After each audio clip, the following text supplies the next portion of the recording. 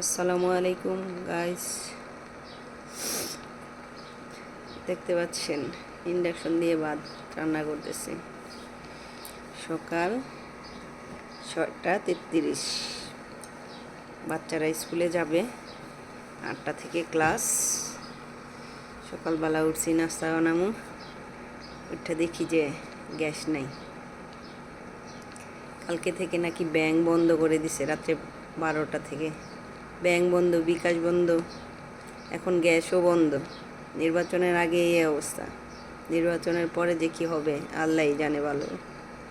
কে আসবে ক্ষমতায়, কে করবে। গ্যাস নাই, ভালো তো ইন্ডাকশনটা ঘরে ছিল। এখন কি করতাম, বাচ্চারা কি খেয়ে স্কুলে যেত।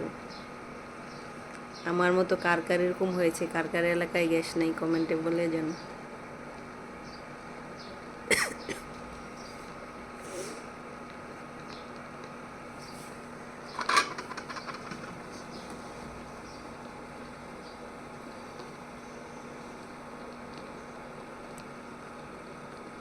গ্যাস থেকে এখন ইন্ডাকশন দিয়ে রান্না।